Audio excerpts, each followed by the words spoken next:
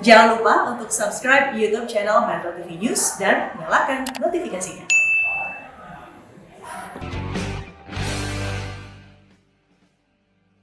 Pak Sigit, polisi sudah mengamankan satu pemuda asal Madiun yang diduga terlibat dalam akun Bjorka. Ya.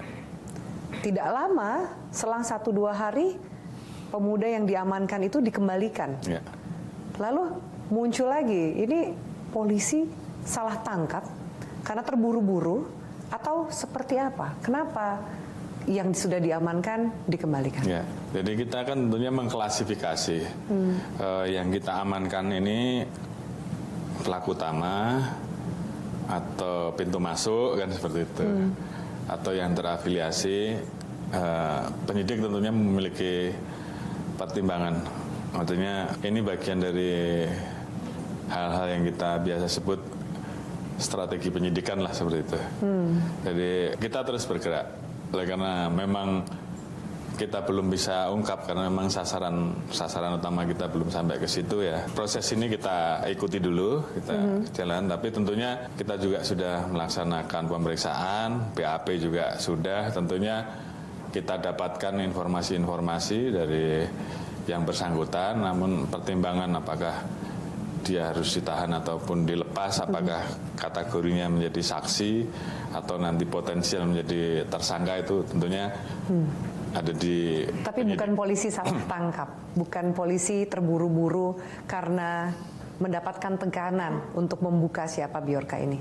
Ya tentunya tugas kita kan menyelesaikan isu Bjorka, dan tadi kita sudah sampaikan kita memiliki satgas yang merupakan gabungan dari beberapa institusi, beberapa informasi diberikan kepada kita dan tentunya kita tindak lanjuti.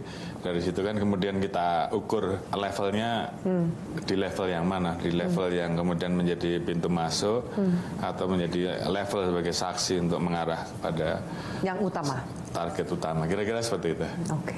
Ya. Pak Sigit, kita berlanjut ke pembahasan yang lain. Ya. Sempat pemberitaan banyak sekali mengenai polisi dan narkoba, mulai dari menjual barang bukti, bahkan sampai digerebek tengah pesta narkoba. Sudah tahu itu jelas dilarang, sudah tahu itu jelas salah. Tapi kenapa kemudian seakan-akan sulit sekali melepaskan image polisi dan narkoba ini, Pak? Ya. Baik, jadi ini juga yang tentunya selalu menjadi perhatian saya, dan kemarin terakhir saya sudah berikan peringatan keras bahwa saya tidak akan tolerir baik itu pengguna apalagi anggota yang bermain-main dengan kasus narkoba, pasti kita proses. Karena apa, Mbak? Data yang ada memang dari tahun 2020, 2021, 2022 selalu ada anggota yang melanggar, dan saat itu sudah kita proses. Ada yang terlibat sebagai pengedar dan sebagian besar terlibat sebagai pemakai, dan itu rata-rata semua kita proses. Namun ternyata fenomena terkait dengan keterlibatan narkoba anggota sebagai pemakai, ada juga yang mungkin terlibat sebagai pengedar, dan juga ada yang bermain-main dengan kasus narkoba, itu masih ada. Jadi kemarin saya sudah sampaikan bahwa model-model yang seperti itu sudah lebih baik keluar dari Polri saja. Jadi mau berapapun jumlahnya kita pasti pecat terkait dengan hal yang seperti itu. Tapi kenapa, Pak, bahwa ada juga yang menjual barang bukti, mereka tidak menggunakan itu, tapi menerima uang dari kasus narkoba, mungkin terima uang dari bandar narkoba untuk mengamankan jaringan tertentu. Bagaimana supaya ini nggak terus berulang? Karena ini juga narkoba salah satu extraordinary crime yang harusnya diberantas oleh penegak hukum. Baik, jadi ada dua hal, ada mungkin bagian dari strategi undercover boy, itu ada strategi itu. Tapi yang kita larang adalah kalau memang ada anggota yang kemudian kedapatan menjual barang bukti, itu udah pasti kita tindak tegas. Terkait dengan SOP pengamanan barang bukti, sebenarnya ini juga sudah ada, dan saya kira bagaimana pada saat barang bukti didapat dan kemudian pada saat ada proses yang namanya pemusnahan, itu selalu ada proses pengecekan bersama-sama dengan pihak terkait untuk memastikan bahwa narkoba tersebut tidak berubah, tidak jumlahnya ditukar dan sebagainya ya. Itu ada di dalam SOP-nya. Jadi ini yang tentunya harus terus-menerus kita evaluasi. Memang faktanya peredaran narkoba sangat luar biasa dan ini kita terus bekerja sama dengan rekan-rekan di BNN dan juga internasional, DEA itu juga terus berkoordinasi dengan kita sehingga betul-betul bisa kita lakukan upaya penindakan secara tegas. Tapi terhadap perilaku anggota yang menyimpang, apalagi terkait dengan masalah apakah dia pemakai ataukah pengedar, apalagi sampai bermain-main dengan barang bukti, saya kira jawabannya ya hanya satu, tindak tegas dan PTDH sudah. Dari anggota polisi yang kemudian diproses, ditangkap, kenapa mereka tidak kuat menahan godaan narkoba, Pak? Apa faktor ekonomi atau ada faktor yang lain?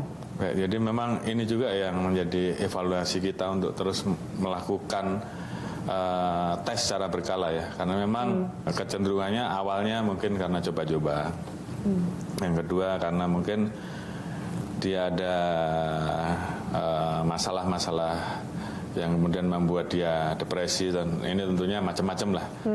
Tapi paling tidak hal-hal ini bisa kita hindari dengan melakukan pengawasan dan pengecekan secara rutin, secara berkala, dan ini dilakukan juga oleh para pimpinan satuan mungkin setiap minggu melaksanakan tes rutin untuk pemeriksaan urin dan juga sidak yang dilakukan oleh para komandan kesatuan. Tentunya kan akan terlihat perilaku-perilaku yang berbeda dibandingkan teman-temannya, dan ini saya minta untuk didalami. Jadi dari sisi pencegahan ke dalam tentunya kita harus lakukan, namun di sisi lain juga kita harus lebih melakukan pendekatan khususnya terhadap anggota-anggota yang memiliki kecenderungan labil ya. Tentunya harus diberikan penguatan terkait dengan nasihat-nasihat, apakah kemudian dia memerlukan psikolog, dan tentu juga dari masing-masing kan tentunya juga memiliki agama yang dianut ya. Jadi di situ kita juga berikan ruang untuk meningkatkan pendekatan religi sehingga kemudian memiliki daya tahan terhadap pengaruh narkoba. Namun di sisi lain bagaimana kita juga mengungkap jaringan, termasuk juga melaksanakan pengawasan secara melekat dan mendalam semenjak dilaksanakan rekrutmen awal, karena ini menjadi penting. Karena memang ini luar biasa pengaruhnya, tidak mengenal dan luar biasa godaan nominalnya, Pak, puluhan miliar bahkan uang narkoba itu masuk ke penegak hukum. Pak Sigit, kalau ada penggerbekan besar soal narkoba, celetukan masyarakat cuma dua. Satu, pengalihan isu. Kedua, ada yang mau naik pangkat. Apa tanggapan Pak Sigit? Menurut saya tidak seperti itu ya, karena memang saya sendiri memberikan penghargaan terhadap anggota juga tidak semuanya dari anggota-anggota yang terlibat dalam tim narkoba. Ada juga Babin Kamtibmas, ada juga yang terlibat di dalam penugasan di Papua, terlibat di Densus misalkan, atau juga anggota-anggota yang kita nilai baik dan juga mendapatkan usulan dari masing-masing satker, apakah di bidang operasional, apakah itu di bidang staff, pembinaan, biasanya begitu. Semua tentunya kita berikan hak yang sama. Jadi spekulasi itu ya mungkin datanya juga ada bahwa yang terbanyak mendapatkan kesempatan untuk sekolah, kemudian untuk mendapatkan kenaikan pangkat luar biasa, tentunya tidak didominasi oleh penanganan kasus tertentu, orang-orang yang bertugas di narkoba. Salah satu hal yang juga terungkap dari peristiwa Sambo adalah mengenai Pak Sigit sendiri. Banyak yang sempat meragukan Pak Sigit. Wah, Pak Sigit diangkat jadi Kapolri karena kedekatan dengan Presiden.